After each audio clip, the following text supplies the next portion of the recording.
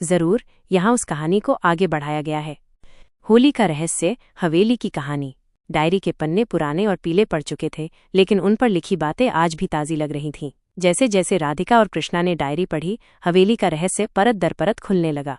ये कहानी थी रुक्मिणी और आनंद की, जो दशकों पहले इसी गांव में रहते थे। रुक्मिणी एक सुंदर और शांत स्वभाव की लड़की थी, जिसकी आंखों में हमेशा एक सपना पल रहा था। आनंद गांव का सबसे प्रतिभाशाली चित्रकार था, जो रंगों में जान डाल देता था। उनकी प्रेम कहानी होली के रंगों की तरह ही जीवंत और मनमोहक थी। डायरी में लिखा था कि एक बार गांव में भयंकर सूखा पड़ा, फसलें सूखने लगी, कुएं खाली हो गए और लोग भूख प्यास से तड़पने लगे। गांव वाले चिंतित थे और उन्हें कोई रास्ता नहीं सूझ रहा था। आनंद ने ठान लिया कि वो गांव को इस मुसीबत से निकालेगा। उसने अपनी सारी चित्रकला का उपयोग कर एक ऐसी तस्वीर बनाने का निर्णय लिया जो गांव में खुशहाली वापस ला सके।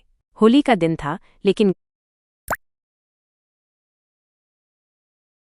गांव में उदासी छाई हुई थी। आनंद ने हवेली के आंगन में एक विशाल कैनवास लगाया और दिन रात एक करके एक अद्भुत चित्र बनाना शुरू किया। रुक्मिणी हर पल उसके साथ रहती, उसे सहारा देती और उसका हौसला बढ़ाती। वो चित्र सिर्फ रंगों का मेल नहीं था, बल्कि उसमें आनंद का प्यार, उसकी उम्मीदें और गांव के प्रति उसका समर्पण झलकता था।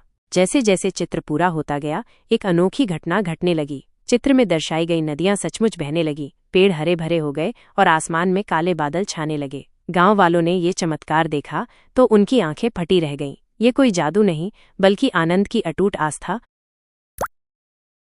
और रुक्मिणी के प्यार का ही परिणाम था। चित्र पूरा होते ही मूसलाधार बारिश हुई और गांव की धरती फिर से हरी भरी हो गई। लेकिन इस चमत्कार के साथ एक त्याग भी जुड़ा था। चित्र बनाते बनाते आनंद ने अपनी सारी ऊर्जा और चेतना उस कला में उड़ेल दी थी। जिस पल चित्र पूर्ण हुआ, वो रंगों में ही कहीं खो गया, जैसे वो स्वयं उस कला का हिस्सा बन गया हो। रुक्मिणी ये देखकर स्तब्ध रह गई, लेकिन उसे पता था कि आनंद ने अपने प्यार और कला से गांव को नया जीवन दिया है। उसी दिन से रुक्मिणी ने होली के त्योहार पर आनंद की कला और त्याग को याद करने का प्रण लिया। वो हर साल हवेली में रंगों से आनंद की तस्वीर बनाती और गांव वालों को उनकी कहानी सुनाती। राधिका और कृष्णा डायरी पढ़ते पढ़ते भावुक हो गए। उन्होंने समझा कि हवेली का रहस्य कोई भूत प्रेत की कहानी नहीं, बल्कि प्रेम, त्याग और कला की एक अमर गाथा थी। ये होली की कहानी सिर्फ रंगों की नहीं, बल्कि उम्मीदों और चमत्कारों की कहानी थी। तो इसका मतलब है कि हवेली सिर्फ एक घर नहीं, बल्कि आनंद और रुक्मिणी के प्यार का प्रतीक है। राधिका ने उत्सुकता से कहा, और होली सिर्फ त्योहार नहीं, उनके त्याग को याद करने का दिन है, कृष्णा ने जोड़ा।